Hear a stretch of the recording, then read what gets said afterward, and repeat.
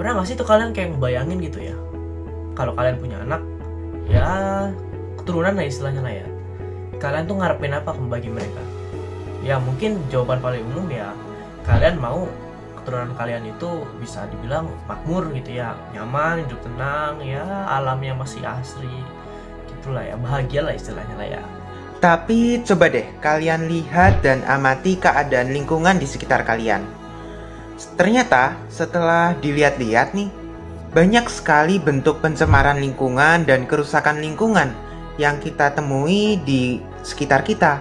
Mulai dari sampah yang berserakan, polusi air, polusi udara, bahkan hingga hal yang nggak kelihatan sekalipun seperti pemanasan global pun bisa kita jumpai dengan mudah di sekitar kita.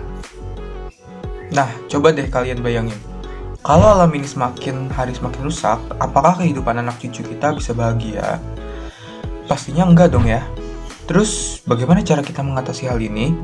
Apa saja sih cara yang bisa kita lakukan untuk tetap menjaga lingkungan kita supaya tetap sehat? Sehingga masa di mana kita sudah menggendong cucu kita itu tiba. Nah, untuk itu, mari kita berkenalan dengan sebuah sistem yang namanya pembangunan berkelanjutan, atau dalam bahasa Inggrisnya disebut dengan Environmental Sustainability.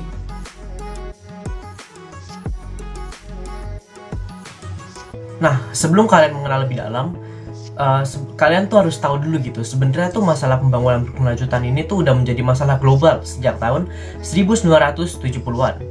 Nah, bahkan nih PBB nih, ya kalian tuh PBB kan, Persatuan Bangsa-Bangsa. Nah, itu dia sampai ngebuat komisi khusus yang namanya itu Komisi Brundtland. Nah, salah satu laporan dari komisi ini yang berjudul Your Common Future. Pembangunan berkelanjutan merupakan bentuk pembangunan yang dapat memenuhi kebutuhan hidup di masa sekarang dengan mempertimbangkan pemenuhan kebutuhan hidup bagi generasi mendatang. Oh iya, ngomongin soal pembangunan berkelanjutan, sebenarnya kita tuh nggak ngomongin tentang masalah lingkungan aja loh, tapi menyangkut juga masalah sosial sama masalah ekonomi manusia. Nah, kenapa kok gitu sih? Jadi gini, kalian tuh harus memahami dulu kalau misalnya lingkungan itu memiliki hubungan dengan unsur-unsur kehidupan manusia, misalnya saja unsur sosial dan unsur ekonomi. Kalian tuh bisa ngeliat dari diagram Venn ini. Nah, gambar ini, diagram Venn ini tuh bukan sembarang diagram yang buat kalian ngitung gitu ya pas kelas 7 gitu. Tapi diagram ini tuh khusus dirancang untuk menggambarkan masalah pembangunan berkelanjutan tadi. Nah, kira-kira apa sih yang kalian tangkap dari gambar diagram ini? Satu dari ketiga unsur tersebut yang memiliki pengaruh besar bagi kehidupan kita adalah unsur lingkungan. Lingkungan merupakan tempat di mana manusia bisa hidup. Lingkungan yang baik memungkinkan manusia untuk dapat hidup dengan baik pula.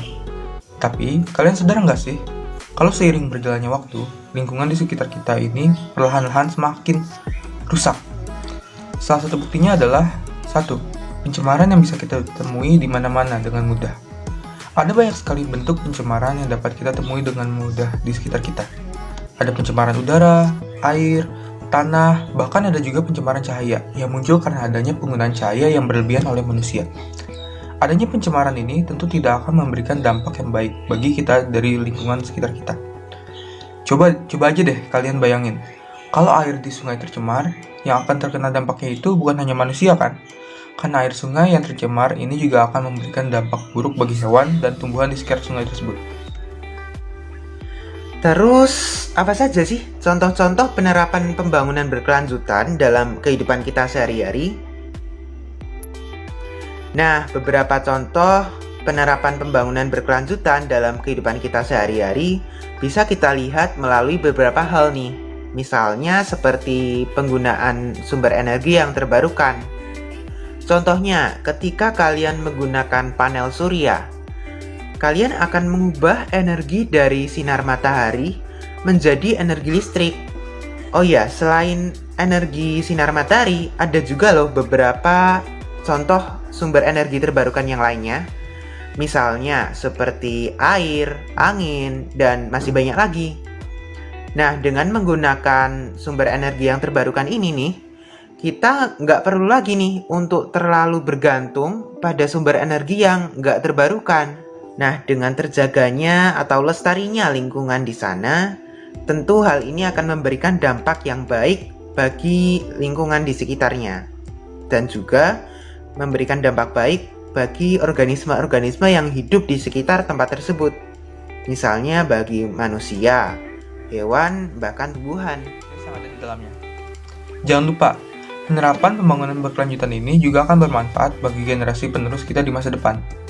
Dengan terawatnya berbagai unsur kehidupan, ekosistem yang terjaga, dan lestarinya sumber energi yang dapat digunakan tentu akan memberikan dampak baik bagi mereka di masa depan.